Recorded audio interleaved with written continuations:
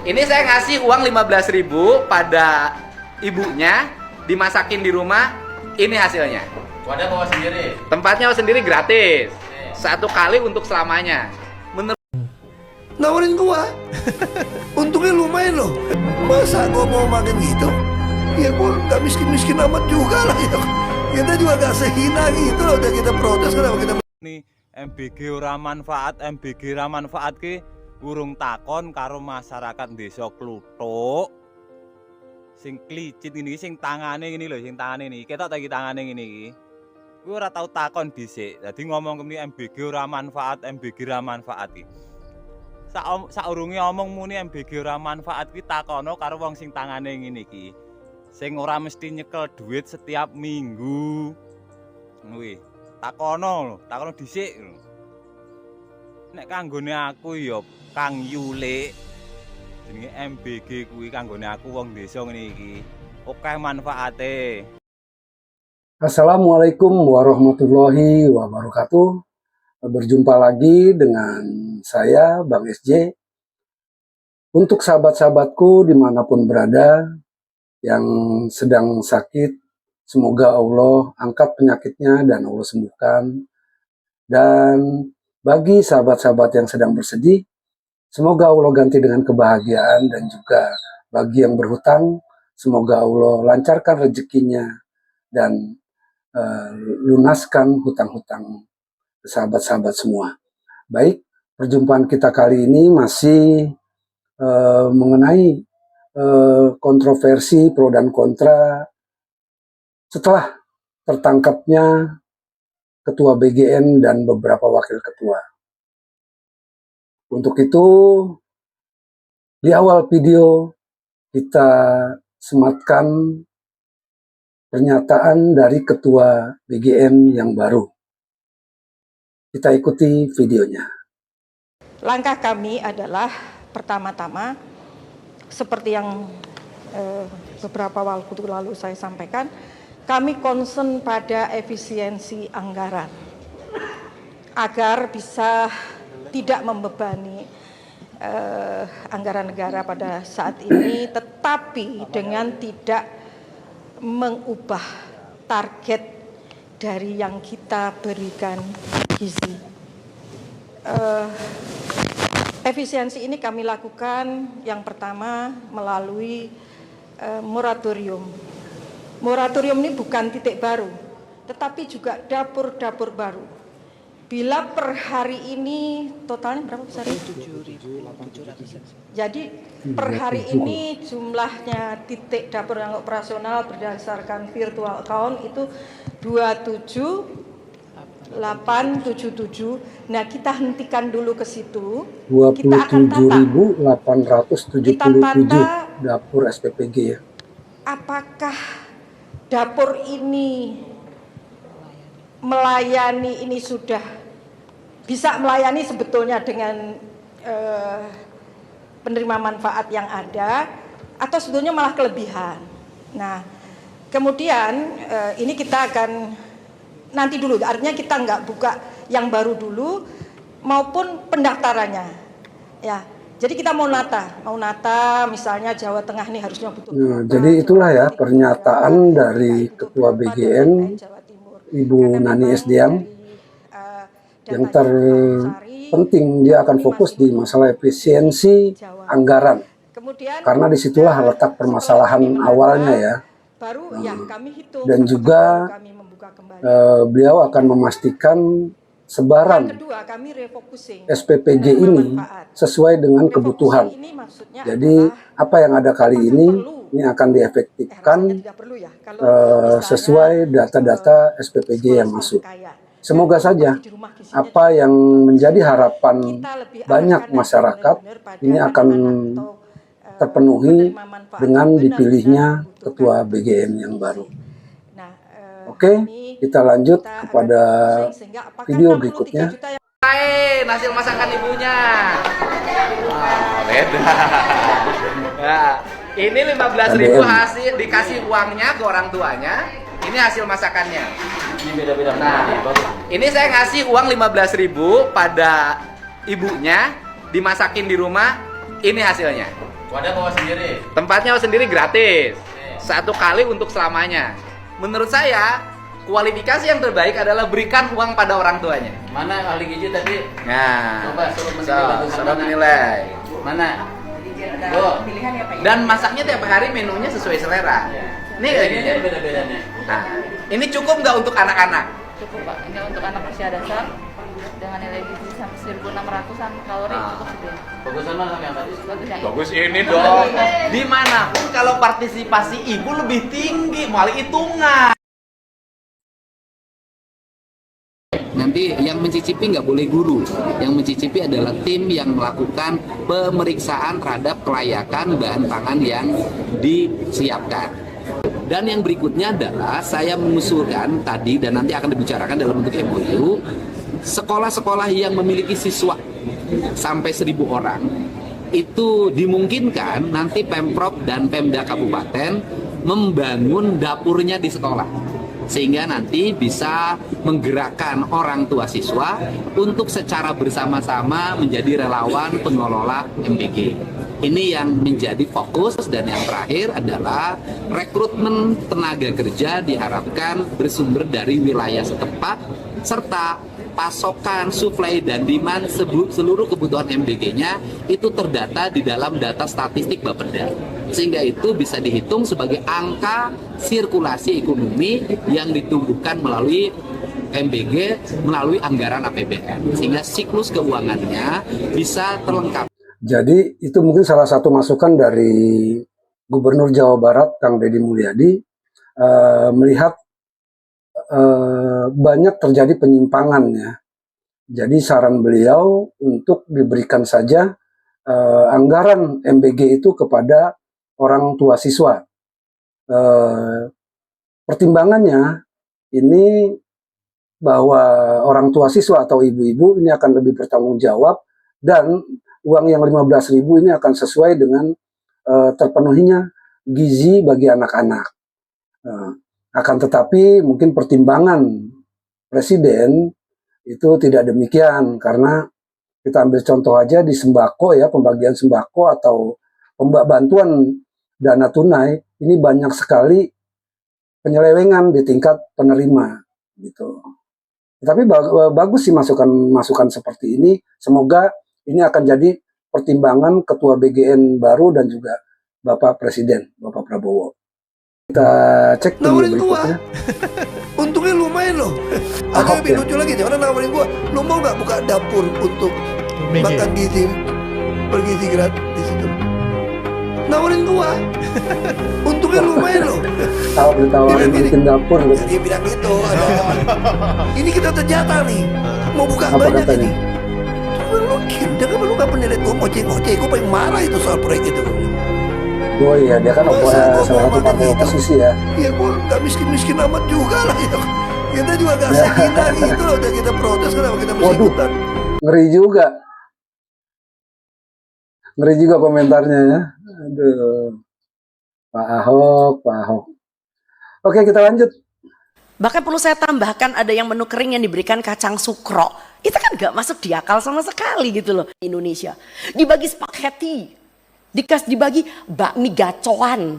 Oh my god, itu rasanya kayak karton warnanya pink. Ada gak? Alokasikan menu lokal sebagai 80% isi MBG di seluruh wilayah. Ya, saya pengen anak Papua bisa makan ikan kuah asam. Saya pengen anak Sulawesi bisa makan kapurung. Tapi yang terjadi dari Lokna sampai dengan Papua yang dibagi adalah burger, di mana tepung terigu tidak pernah tumbuh di bumi Indonesia. Nggak ada anak muda yang tahu bahwa gandum tidak tumbuh di bumi Indonesia. Dibagi spaghetti, dibagi bakmi gacoan. Oh my god. Ya, dan maaf ya, itu isi burgernya itu kastanisasi juga. Kalau yang dekat dengan pusat supaya kelihatan bagus, dikasih kayak chicken katsu. Tapi coba kalau yang di daerah, yang SPPG-nya juga agak sedikit main, dikasih itu loh, benda tipis berwarna pink. Saya aja nggak pernah mengatakan ini adalah daging olahan. Saya aja nista bilang itu daging olahan. Saya nggak tahu itu produk apaan. Daging olahan. Itu rasanya kayak Tidak karton sesuai. warnanya pink. Dan buat lucu-lucuan nih, lalu anak-anak disuruh, oke, do it your own. Ya, DIY. Ini dari Susunya, akunnya ada Official News. sayurnya. Astaga, kan bukan itu tujuan MBG. Punten. Ya, dan akhirnya apa? Ini mau sampai kapan makannya burger? Gitu loh ya. Jadi saya setuju bahwa ada anak yang tidak suka dengan pangan lokal karena mereka tidak terbiasa. Tapi bukan berarti lalu request anak-anak lalu dijawab oleh dapur. Ya wis loh, nek requestnya ngono ya kuis wae ora apa-apa. Lah kalau requestnya cilok, mati kita. Boleh nggak ciloknya dimodif menjadi bakso ikan? Itu kan kalau ininya cerdas kan bisa jalan gitu loh. Varian sayur dan buah terbanyak di Mungkin ibu ini mengkritisi terkait penyajian atau menu-menu yang dihidangkan oleh dapur-dapur MBG ya kepada siswa. Artinya memang banyak sih, banyak yang tidak sesuai, banyak juga yang kesannya asal gitu. Jadi walaupun ini hanya dilakukan oleh beberapa dapur, tetapi dampaknya secara nasional ini juga mempengaruhi gitu, mempengaruhi program dari MBG itu sendiri gitu. Karena ini sebetulnya ulah dari beberapa SPPG. Artinya di sini perlu ketegasan dari Presiden dan Ketua BGN yang baru untuk menindak tegas oknum-oknum SPPG yang masih mencari rezeki dengan cara-cara kotor atau tidak serius dalam melaksanakan tugas yang diberikan kepada SPPG tersebut. Baik, kita lanjut. Nah, kan nih anak bener kata-katanya bahwa anggaran pendidikan tidak boleh dirampas untuk makan bergizi gratis. Karena makan bergizi gratis sejak awal misinya bukan misi untuk mencerdaskan kehidupan bangsa, tapi untuk mengentaskan stunting. Ketika ada seorang anak di NTT yang memutuskan untuk menyelesaikan hidupnya, setelah gagal membeli pena dan buku yang seharga 10.000. Sementara ironinya di saat bersamaan negara setiap hari menggelontorkan 1,2 triliun untuk MBG. Loh, setelah 28.000 anak-anak Indonesia itu keracunan MBG, kepala BGN itu justru diberi tanda jasa kehormatan oleh Presiden. Harusnya Pak Dadang, kepala BGN itu udah masuk penjara, Bang. Bukan dapat tanda jasa kehormatan. Nah, disitulah ya maksudnya perlunya tindakan tegas yang sesuai dengan prosedur dari Presiden dan juga Kepala BGN yang baru, karena memang kita perlu juga mendengarkan wakil-wakil masyarakat yang kritis ya, karena apabila ini didiamkan banyak sekali oknum yang bermain dan banyak sekali petugas-petugas yang tidak bertanggung jawab terhadap jalannya dari program BGN tersebut. Jadi kita sebagai masyarakat terus kita kritisi ya apabila ada penyimpangan, ada kekurangan, kita pantau dan juga kita laporkan. Akan tetapi bila memang program MBG ini sudah sesuai dengan dengan aturannya atau sudah sesuai gizi-gizi yang terpenuhi untuk anak-anak kita, ya kita juga wajib mengapresiasi. Karena untuk masyarakat terus terang kita ini bukan oposisi ya. Bukan oposisi, jadi kita kritisi, kita awasi, dan kita laporkan bila hal-hal tersebut masih terjadi. Biar paham Oke, kita lanjut. Saya menuntut program MBG ini dihentikan 100% selama pemerintah tidak bisa menjamin standar gizinya, keamanan pangan, dan transparansi anggarannya. Karena kalau di negara maju, program makan gratis ini tuh bukan sekedar bagi-bagi nasi, tapi ada standar-standarnya seperti standar kalori per kelompok usianya, standar minimal protein hewaninya, kemudian juga diadakan uji keamanan bahan bakunya. Ada juga SOP terkait tingkat higienis dapur produksinya. Kemudian juga dilakukan audit rutin dan laporan audit tersebut juga bisa diakses oleh rakyatnya di website pemerintah. Jadi di Indonesia harusnya juga sama dong sistemnya. Seluruh standar itu harus bisa diakses oleh rakyat karena itu dari uang rakyat. Jangan cuma nyontoh program negara maju, tapi hal-hal yang menguntungkan rakyatnya itu tidak diadakan. Pemerintah juga sering banget kan gembar-gembor AI dan transformasi digital. Berarti sistem transparansi real time untuk program ratusan triliun rupiah ini seharusnya bukan yang sulit dong bagi pemerintah. Kalau memang tidak ada yang bisa membuatkannya di sana dengan berbagai alasan, apalagi alasannya karena anggaran, saya dan suami hal yang seperti ini ya yang diperlukan yang diperlukan oleh pemerintah kita dalam melaksanakan programnya. Jadi perlu masukan-masukan yang real dengan data dan juga diberikan solusi. Kalau masih dablek, barulah kita sebagai masyarakat bergerak. Baik, kita lanjut. Tahu berjamur program MBG di Simpenan.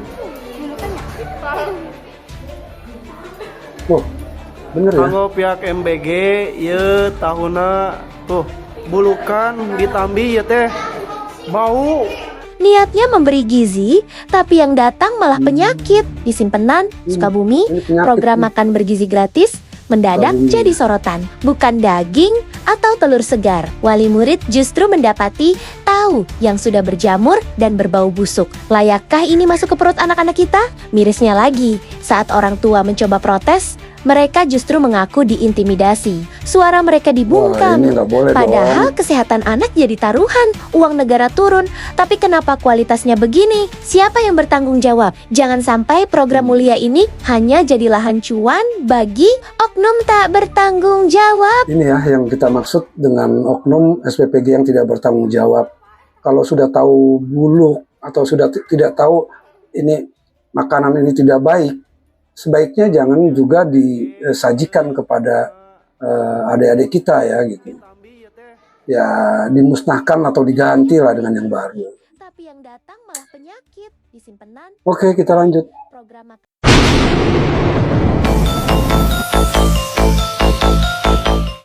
Pak Presiden kan lagi bacain kritik, siapa tahu aja konten aku ditonton sama Pak Presiden. Dari kan kata pemerintah MBG itu makanan yang gizinya tuh bagus buat anak sekolah biar makin pintar dan bisa berpikir saat belajar. Nah, gimana kalau pemerintah makan siangnya pakai MBG juga yang ada di DPR, menteri-menterinya, pokoknya pemerintahan Indonesia biar sama-sama pintar dan cerdas. Tapi menunya yang SPPG berikan pada kita. Jangan mentang-mentang pemerintah, terus menunya daging sapi dan lele yang besar-besar ya Pak. Gimana Pak Presiden? Kan itu uang pajak rakyat. Jadi rakyat berhak dong kasih makan pemerintahnya juga. Jadi rakyatnya makan MBG, tidaknya wakilnya, wakil rakyat atau wakil rakyat juga makan MBG ya. Tetapi MBG yang diberikan kepada masyarakat. Laporan ke bukan yang Bapak, makanannya kayaknya lezat-lezat deh. Coba rakyat, gimana pendapatnya? Baik, kita lanjut ya. Daging sapi. Keseringan telur. Dan kemudian Pak, kalau masak daging sapi, masak satu ekor sapi 1 hari dipotong untuk 1 SPPG. Seringan telur. Nah, saya tanya, satu minggu itu daging sapinya berapa kali? Kadang sebulan, 2 bulan sekali. Oh, oke. Daging sapi 1 bulan berapa kali? Atau 2 bulan sekali. Ya, baru dapat ada menu daging. Kadang dalam 1 bulan. Kalau kata ketua BGN yang ditangkap kemarin, itu setiap hari ada 19.000 ekor sapi yang dipotong. Maka ada 19.000 sapi dalam 1 hari harus dipotong karena program makan bergizi.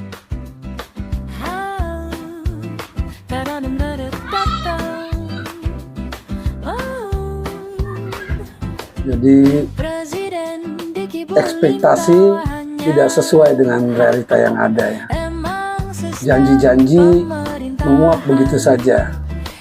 Pada kenyataannya, masyarakat hanya menerima ampas dari sisa-sisa yang dikantongi oleh mereka. Astagfirullahaladzim. Ya, kembali, kita sebagai rakyat hanya berharap semoga Presiden bertindak adil, tegas, dan tetap peduli kepada masyarakat. Baik, kita lanjut. Kita hanya memiliki harapan kepada pemerintah ini, semoga depan menjadi lebih baik. Orang banyak kritik MBG kan, buat apa program seperti itu. Tapi kalau Anda lihat 3 pilar Sumitronomics, pemerataan pembangunan, stabilitas, dan kecepatan pertumbuhan yang tinggi, yang 2 itu adalah sebetulnya didukung oleh MBG. Jadi saya nggak pernah kritik MBG, saya pikir bagus, tapi jalankan secara optimal. Ribuan orang menggantungkan hidupnya di MBG. Artinya bekerja ya.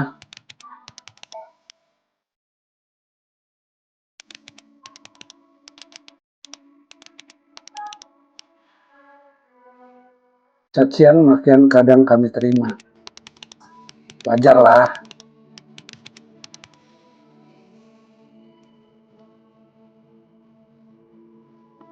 Ya, pro kontra terus ada ya. Kalaupun memang besar harapan dari Presiden, dari MBG ini banyak sekali masyarakat yang menguntungkan, khususnya sebagian besar masyarakat.